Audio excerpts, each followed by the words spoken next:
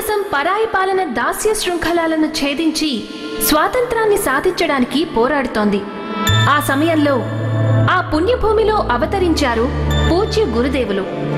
అవతరించిన క్షణం నుంచి శ్రీవారు గొంతు విప్పలేదు. వారు నవ్వుతూనే ఉండేవారు. అనంతకాల సాధనలు పూర్తి చేసుకున్న ఏదో దివ్యశక్తి ఈ భూతలాన్ని ధన్యతరం చేయడానికి అవతరించిందంటే నమ్మండి. శ్రీవారికి 12 సంవత్సరాల 8 నెలల వయసప్పుడు మొదటిసారి శ్రీవారి దివ్యమైన కంఠం నుంచి మాటలు వెలువడినప్పుడు మౌనవ్రతాన్ని భంగపరిచి మాటలు వెలువడ్డాయనిపించింది. శారద నవరాత్రుల సప్తమ తిథి రాత్రి 1:26 సమయంలో శ్రీవారి దివ్యమైన కంఠం నుంచి వెలువడ్డ పవిత్రమైన మాటలను దేవరహ బాబా విన్నారు. ఆ క్షణం నుంచే మన పూజ్య గురుదేవులు శ్రీ గురువానందజీ స్వామి గురుదేవునికి 4 వేదాలు, భగవద్గీత, రామాయణం, ఉపనిషత్తులు, ఆగమశాస్త్రం, సమస్త పురాణాలు, గురుగ్రంథ్ సాహిబ్ మొదలైన ధర్మ గ్రంథాలన్నీ కంఠస్థమైపోయాయి. శ్రీవారు విద్య, ప్రాపంచిక లేదా వ్యవహారిక జ్ఞానంలో సంస్కృతం వంటి విభిన్నమైన భాషలను విశ్వవిద్యాలయాల్లో ప్రథములుగా నిలిచారు. ఈ ప్రతిభ కారణంగానే ఎన్నోసార్లు విభిన్న విశ్వధర్మ సమ్మేళనాలకు వారిని ఆహ్వానించడమే కాకుండా సన్మానించడం కూడా జరిగింది. వారు బీఎస్సీ ఫిజిక్స్లోనూ భారతదేశంలోనే ప్రథమ స్థానంలో నిలిచారు. సంస్కృతం, వ్యాకరణం, వేదం, జ్యోతిష్యం, ప్రాకృతాలలో వారు ఎంఏ చేశారు. అలాగే జ్యోతిష్య శాస్త్రంలో పిహెచ్డి చేశారు. పుట్టినప్పటి నుంచి వారి అధ్యయనమే వారి లీలా విశేషం. వారు వారి సిద్ధి, జ్ఞానం, వ్యక్తిత్వం మరియు అతీంద్రియ శక్తులతో అందర్నీ ప్రకాశింపజేస్తూ ప్రజ్వలింపజేస్తూ ఉండేవారు. ఇటువంటి ఎన్నో విద్వత్ విశేషాల కారణంగా వారిని విశ్వధర్మ సమ్మేళనాల్లో సర్వశ్రేష్ఠ వ్యక్తిత్వ రూపంగా 7 సార్లు స్వర్ణ పతకాలతో సన్మానించడం జరిగింది. ప్రపంచంలోనే అత్యుత్తమ జర్మన్ జ్యోతిష్యుడు కాసెల్ ద్వారా శ్రీవారిని ప్రపంచంలో సర్వశ్రేష్ఠ జ్యోతిష్య మర్మజ్ఞులుగా సన్మానించడం కూడా జరిగింది.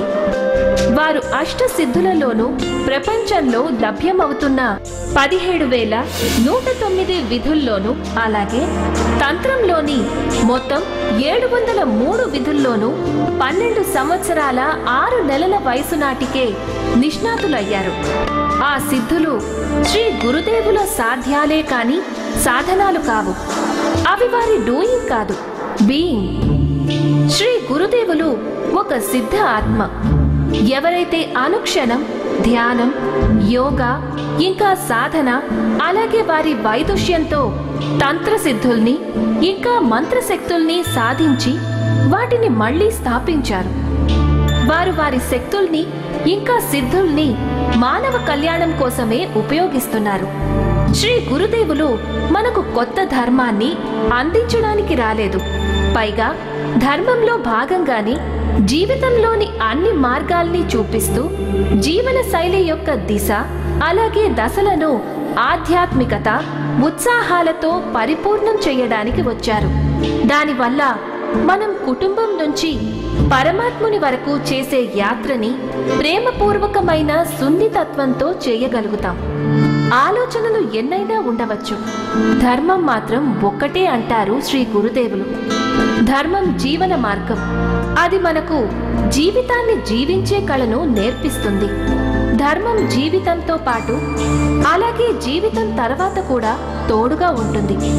శ్రీ గురుదేవులు విశ్వధర్మ చేతనా మంచ్ ద్వారా 191 దేశాలలో పర్యటించి ఆ సందర్భాల్లో ధర్మం యొక్క మూల స్వరూపాన్ని, అలాగే భారతీయ దర్శనాన్ని విశ్వవ్యాప్తం చేసి భారతీయ సాంస్కృతిక పతాకాన్ని విశ్వాంబరాన రెపరెపలాడించారు. వారి ఆ దివ్య దైవ స్వరూపాన్ని చూస్తే ఏదో ఒక గొప్ప గ్రహం నుంచి ఏదో మహాశక్తి తన మహోన్నత యాత్రలో భాగంగా ఈ పుణ్యభూమి మీద గురుదేవుల రూపంలో సాక్షాత్కరించిందేమో అనిపిస్తుంది మాకు. దేన్ని స్వీకరించని, ఏ మోహము లేని రాగాతీతమైన అనాసక్తులు, నిస్వార్థులైన బైరాగి ఈ యుగంలో ఎంతో కాలం తర్వాత బ్రహ్మర్షి రూపంలో వచ్చారు. శ్రీ గురుదేవులు ఏదో తీసుకోవడానికో ఇంకేదో పొందడానికో రాలేదు. వారు మొత్తం అన్నీ పొందారు. వాటిని మనపై వర్షించడానికొచ్చారు. The life we live is God's gift to us. The way we live our life will be returning gift to God. సంతోషం కోసం కాదు, సంతోషంగా జీవించండి. ధర్మం కోసం కాదు, ధర్మంగా జీవించండి అని శ్రీ గురుదేవులు చెప్పారు. శ్రీ బ్రహ్మర్షి ఆశ్రమం, తిరుపతి. శ్రీ సిద్ధేశ్వర తీర్థం మన పావన తపోవనం. అలౌకిక సౌందర్యంతో విరాజిల్లే ప్రకృతి ఒడిలో 4 వైపులా పర్వత పంక్తులతో, అరుదైన వృక్ష శ్రేణులతో కప్పివేయబడి సప్తగిరుల ఈ పవిత్ర భూమిలో దక్షిణ భారతాన వెలసిన స్వర్గం అదేనంటే అతిశయోక్తి కాదు. అదెలాంటి స్వర్గం అంటే, అదెలాంటి దేవభూమి అంటే అక్కడికి స్వయంగా దేవీ దేవతలే సందర్శనార్థం వస్తారు. ఆ పవిత్రమైన భూమికి మనం ప్రయాణం చేయాలి. దేన్నైతే బ్రహ్మర్షి గురుదేవులు తమ కఠినమైన సాధన ఇంకా తపస్సుతో తపోభూమిగా మార్చారు. ఆ తీర్థస్థలానికి నమస్సులు. అక్కడ పాదం మోపడంతోనే సగం వ్యాధి స్వతహాగానే దూరమైపోతుంది. ఈ గురుధామం శక్తి ఎలాంటిదంటే, భక్తులు తమ బాధల్ని, వ్యధల్ని అన్నిటినీ గురుదేవుల శ్రీచరణాల వద్ద సమర్పించి స్వయంగా ఆధ్యాత్మికతలో తలమునకలైపోయి శాశ్వతానందాన్ని, అనుభూతిని పొందుతారు.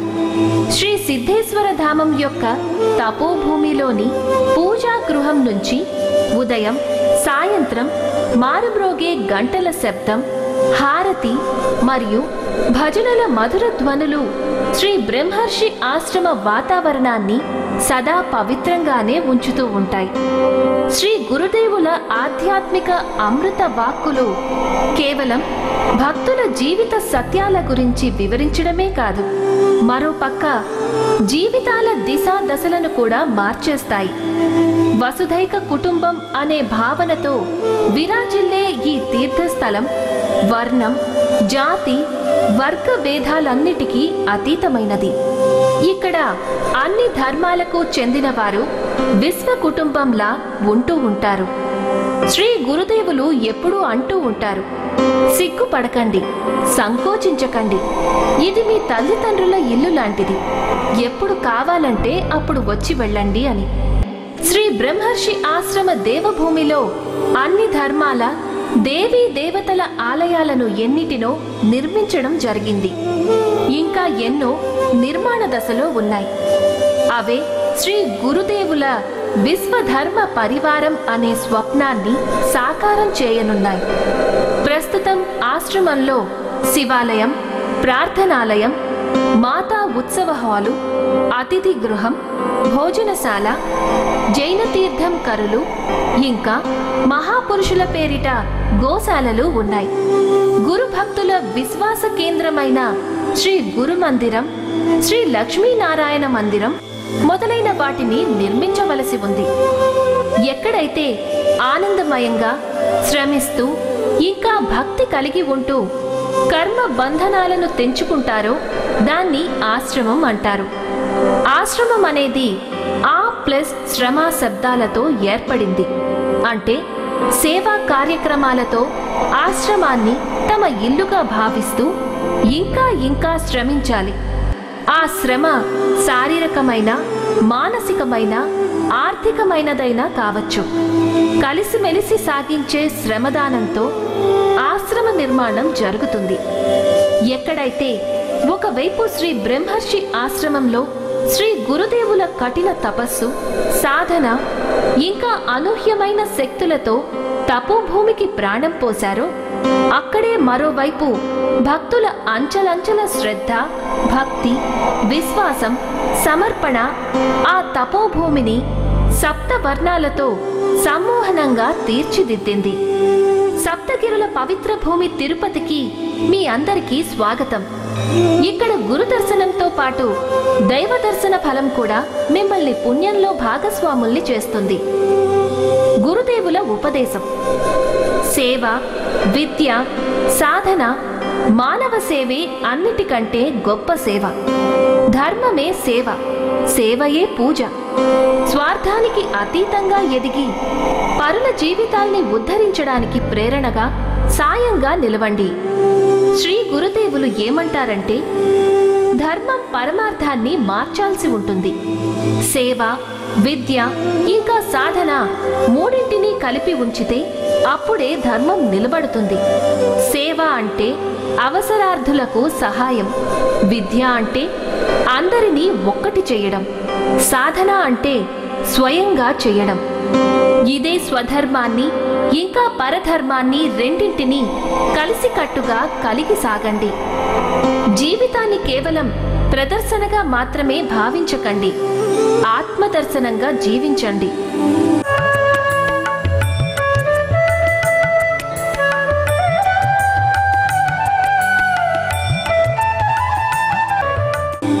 ఆశ్రమ విధి విధానాలు.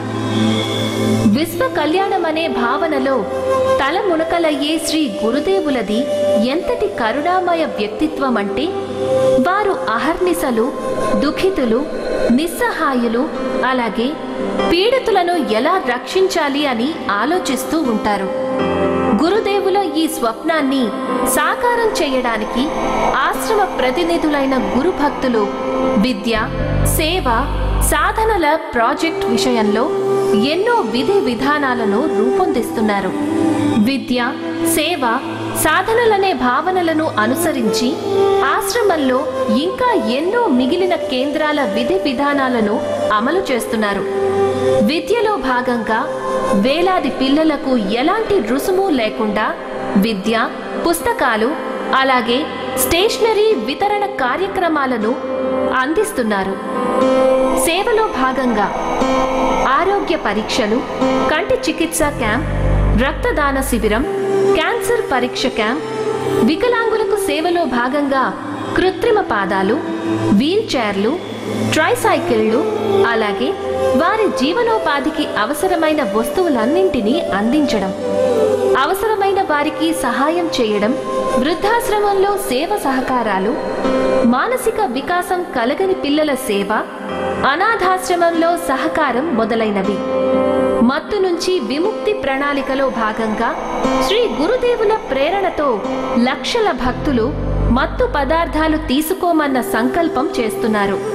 తమ జీవితాలను తీర్చిదిద్దుకుంటున్నారు. సాధనలో భాగంగా ధ్యానం, యోగా, ప్రాణాయామం ద్వారా జీవన శైలిని ఉత్తమంగా మార్చుకునే పరిశీలన, అలాగే ప్రయోగాలు జరుగుతున్నాయి. శ్రీ గురుదేవుల దివ్య ఆశీర్వాదం అలాగే ప్రేరణతో ఇవాళ లక్షలాది ప్రజల జీవితాల్లోనూ దినచర్యలలోనూ అమూల్యమైన పరివర్తన కలిగింది.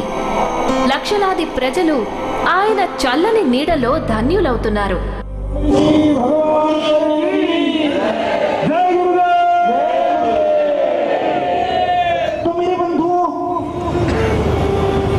दशरथ भी नहीं पहचान पाते, भगवान आए हैं उनके घर और दशरथ पुत्र समझ लेते हैं, पुत्र समझ लेते हैं। कौशल्या देख के भी पहचान नहीं पाती माँ के ममत्व के सामने।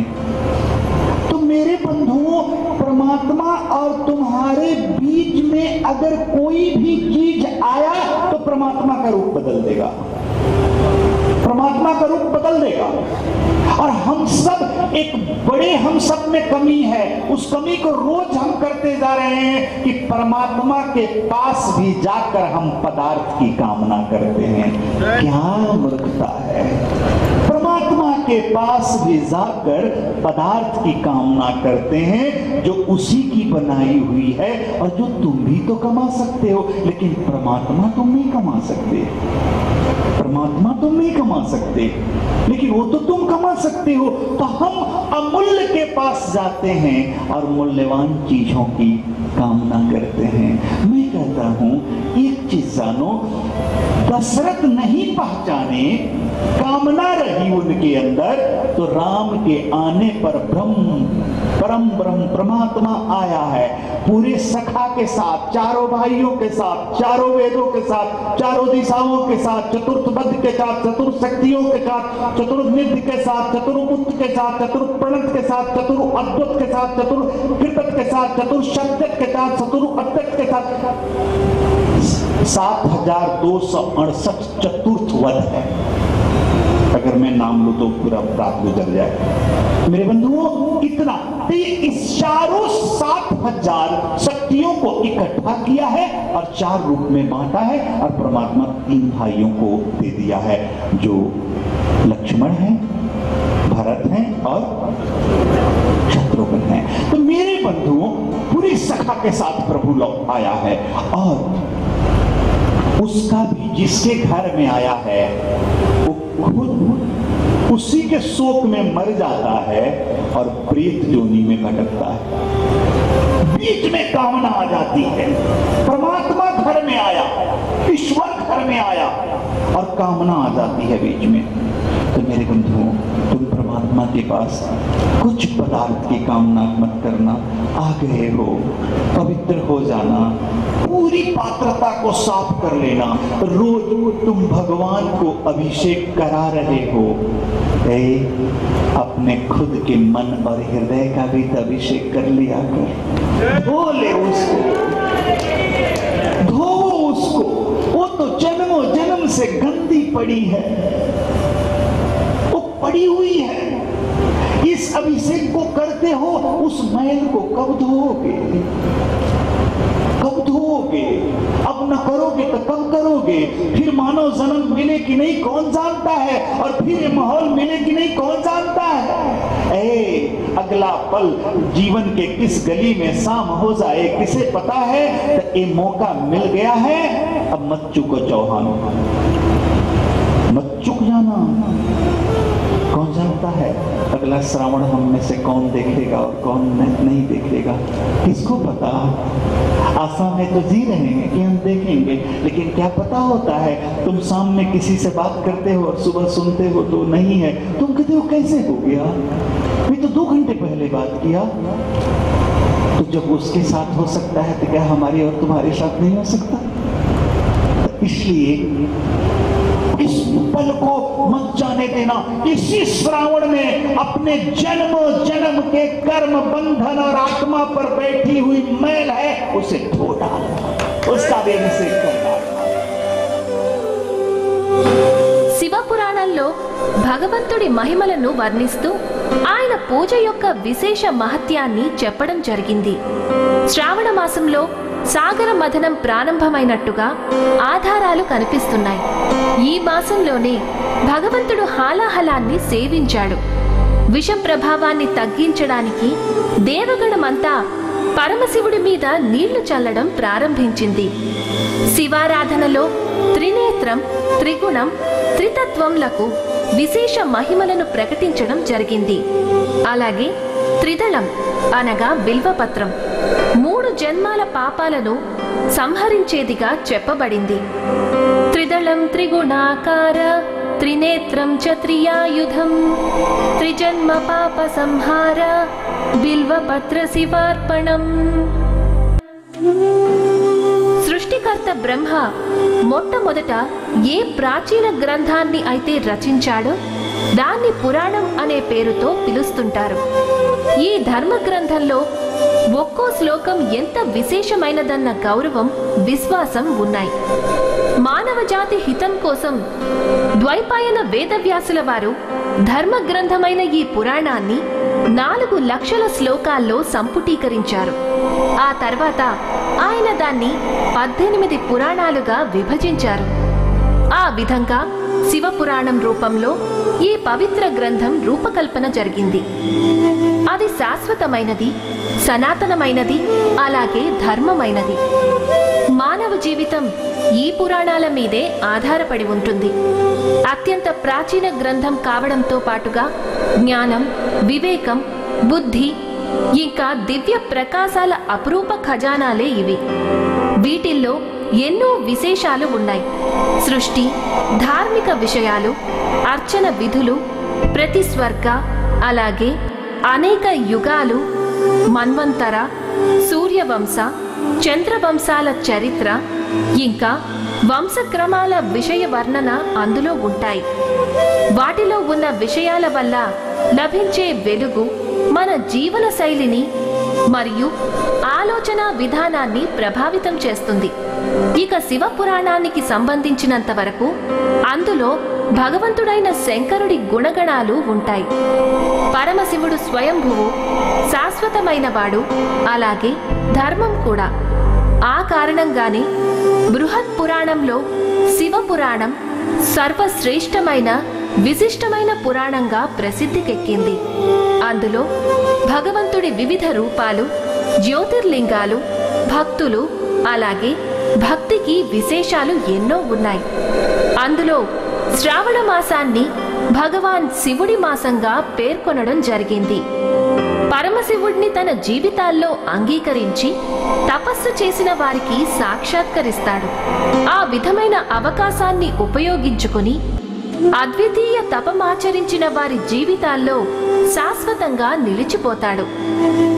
సర్వోత్తమ శివాలయం సాక్షాత్తు స్వయంగా స్థాపించిన శివశక్తి దివ్య సంచారం. శ్రీ సిద్ధేశ్వర తీర్థం, శ్రీ బ్రహ్మర్షి ఆశ్రమం, తిరుపతిలోని బ్రహ్మేశ్వర మహాదేవుని అద్వితీయ జ్యోతిర్లింగం తన అలౌకిక రూప సంపదలతో సంపూర్ణ కైలాసాన్నే తనలో ఇముడ్చుకుందని అనుకోవడం జరుగుతుంది.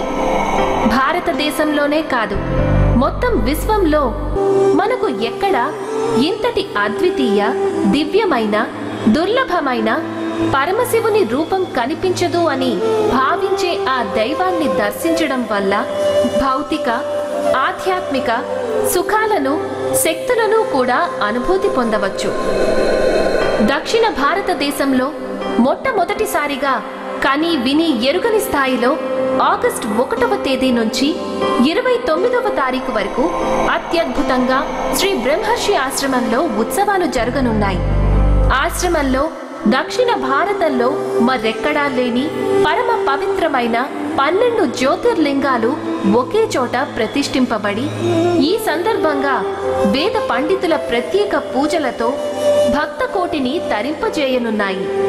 ఆశ్రమంలో జరిగే పూజా కార్యక్రమాల్లో పాల్గొని జ్యోతిర్లింగాలను దర్శించుకున్న వారికి ఎటువంటి కష్టాలు, నష్టాలు, ఈతి బాధలు కలగవు. అటువంటివి ఏవైనా ఉన్నా తొలగిపోతాయి. భక్తుల కుటుంబంలో పిల్లలకు మంచి జరగడమే కాకుండా ఎటువంటి ఆటంకాలు లేకుండా పిల్లల వివాహాలు జరుగుతాయి. ఈ ఉత్సవాల సందర్భంగా ప్రతిరోజు ఉదయం 9 గంటల నుంచి మధ్యాహ్నం 1 గంట వరకు రుద్రాభిషేకం, సాయంత్రం 7 గంటలకు మహాహారతి, అలాగే హనుమాన్ చాలీసా పారాయణం, భజనలు జరుగుతాయి.